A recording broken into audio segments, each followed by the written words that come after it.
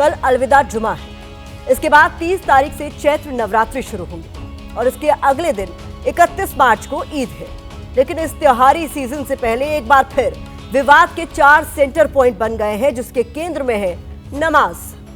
उत्तर प्रदेश के संभल में peace committee की बैठक के बाद फैसला लिया गया कि सड़क पर और छत पर नमाज नहीं पढ़ी जाएगी। मेरठ पुलिस ने भी सड़क पर नमाज पढ़ने पर रोक लगा दी है। ईद की नमाज को लेकर दिल्ली में भी सियासत सुलगी हुई है। बीजेपी विधायक कर्नैल सिंह ने मांग की है कि सड़क पर नमाज पढ़ने पर रोक लगनी चाहिए। आज महाराष्ट्र में संजय निरुपम ने भी फडणवीस सरकार से मांग की है कि यूपी की तरह महाराष्ट्र में भी सड़क पर नमाज पढ़ने पर रोक लगनी चाहिए। ऐसा ही 14 मार्च को भी हुआ था, जब जुम्मा और होली एक साथ पड़े थे। और अब ऐसा ही कुछ नवरात्रि के अगले दिन पड़ रही ईद और नमाज को लेकर हो रहा है, जहां विरोध की कई आवाजें उठ रही हैं।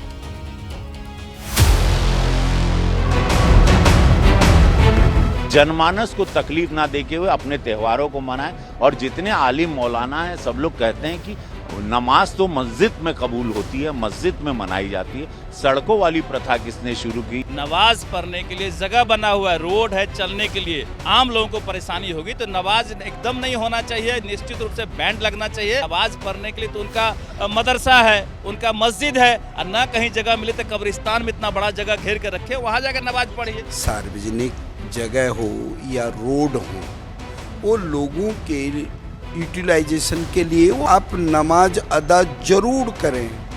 हम उसके विरोधी नहीं हैं, लेकिन वो आपकी मस्जिदों में हो, उसके बाहर नहीं होना चाहिए। प्रार्थना शांति में होती है। आप मस्जिद में कीजिए, आप ग्राउंड बुक करके उसमें कीजिए, ईदगाह में कीजिए, किसने रोका है? आप सड़क पर आवाजाही, शोर गुल, कहाँ तार जुड़ेंगे ऊपर वाले से? तार जुड़ी नहीं पाएंगे।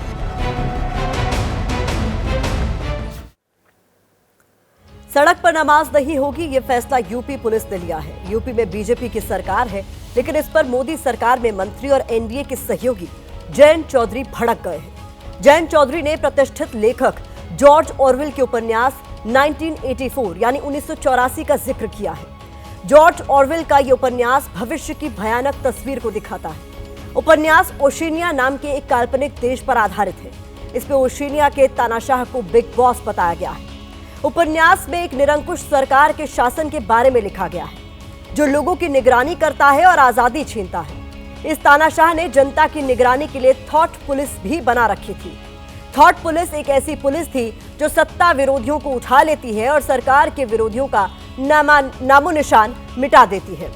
जयंत चौधरी ने जॉर्ज ऑरवेल का जिक्र इसलिए किया क्योंकि उनका कनेक्शन भारत से रहा है।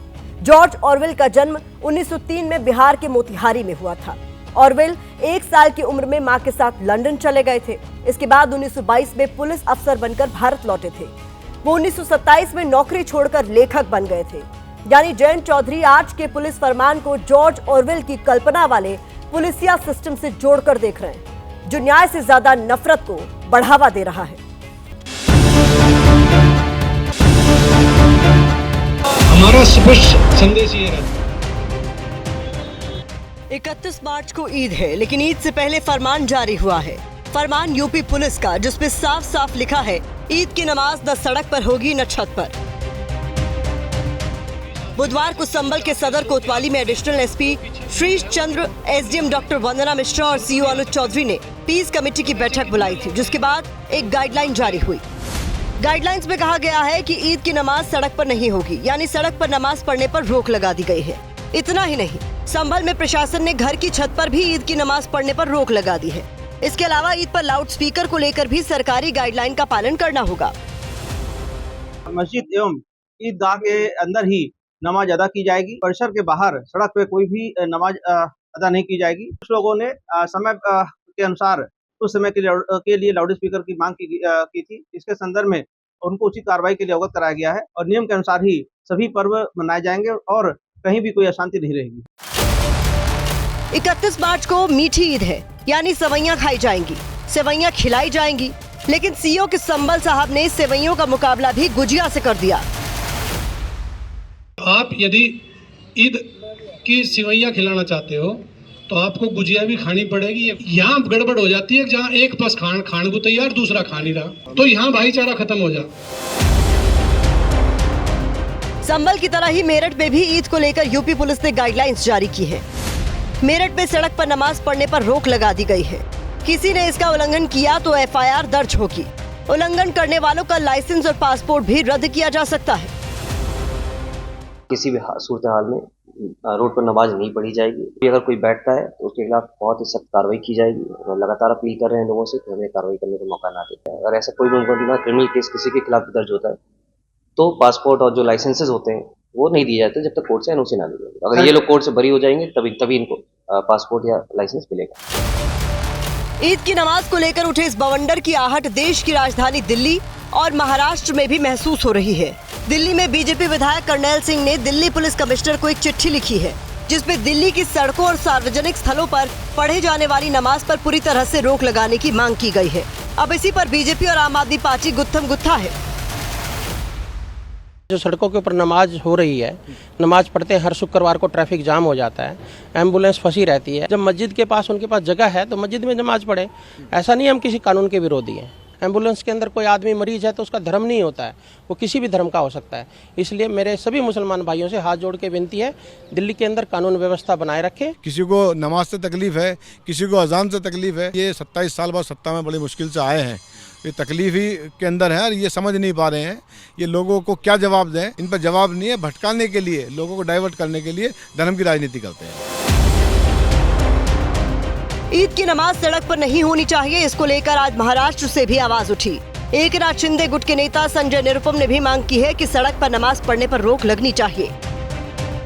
जितने मुस्लिम भाई हैं वो सभी या तो ईदगाह में जाके नमाज पढ़ें या मस्जिदों में नमाज पढ़ें। मुंबई के सड़कों पे नमाज न पढ़ें।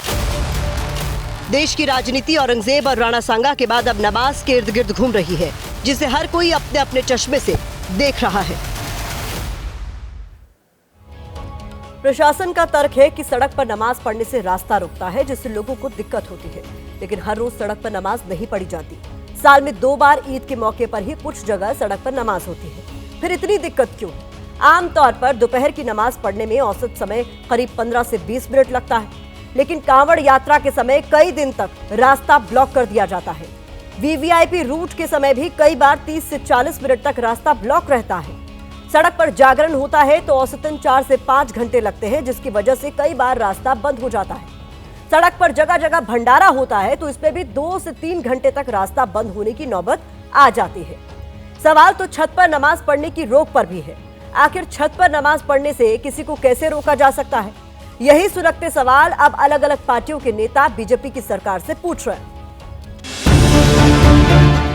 हमें कोई एतराज नहीं है कि सड़क पे जगराते हो, माता की चौकी हो। हाँ, इस बात पे एतराज है कि ईद की नमाज के लिए सड़क बंद कर दी जाती है तो उसकी इजाजत क्यों नहीं? तो ये सब नौटंकी है। बिहार की इलेक्शन आ रही है, उनके साथ नीतीश कुमार है, बिहार में करके दिखाओ। नहीं, एक तो उनको आप सौगात दे दो, नहीं तो बिहार में भी कहो कि हम नमाज नहीं पढ़ने की। एक तरफ नरेंद्र मोदी कतर के शेखों को प्रोटोकॉल तोड़ के गले लगाते हैं जैसे कुंभ के मेले में बिछड़े हुए भाइयों, दूसरी तरफ नरेंद्र मोदी 32 लाख ईद की किट बंटवा रहे हैं भाजपाइयों से। ये ड्रामा और नौटंकी भाजपाइयों को बंद करना चाहिए। समाज में है उसमें एक भ्रमित करने की कोशिश हो रही है, वहीं कहीं ना कहीं सोसाइटी को डिवाइड करने की भी कोशिश हो रही है। और जब कोई भी देश इस तरह से डिवाइसिव नियत के तहत चलाया जाता है तो हमेशा देश को नुकसान ही हुआ। ये सिर्फ दिक्कत उनको हो रही है जो लोग सिर्फ मुसलमानों को टारगेट करके आज राजनीति कर रहे हैं। पिछले कुछ सालों से सड़क पर नमाज पढ़ने को लेकर विवाद बढ़ा है और इस पर पुलिस एक्शन भी हुआ है। अप्रैल 2024 में मेरठ में सड़क पर नमाज पढ़ी गई थी। पुलिस ने ट्रैफिक जाम के आरोप में 200 लोगों पर केस दर्ज किया था। अप्रैल 2023 में कानपुर में सड़क पर बिना अनुमति के नमाज पढ़ने के आरोप में 2000 से ज्यादा लोगों पर 3 एफआईआर दर्ज की गई। नवंबर 2022 में गाजियाबाद पुलिस ने इमाम के खिलाफ एफआईआर दर्ज की थी। आरोप लगा था कि इमाम ने 25 से 30 लोगों को सड़क पर नमाज पढ़ने के लिए मजबूर किया। मुद्दा चूंकि हिंदू मुस्लिम से जुड़ा है, इसलिए धर्मगुरु भी आमने सामने है।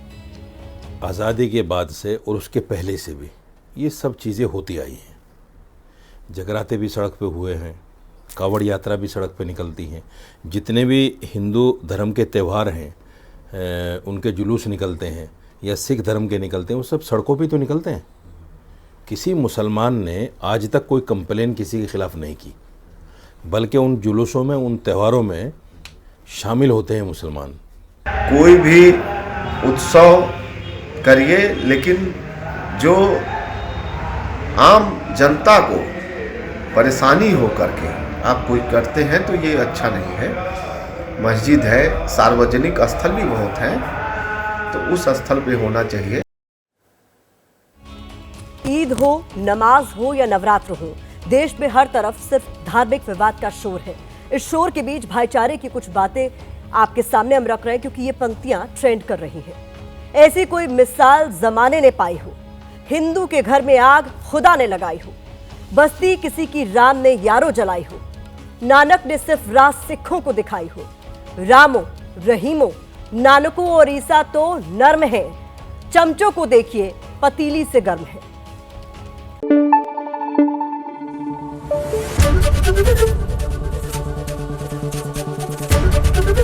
एबीपी न्यूज आपको रखे आगे।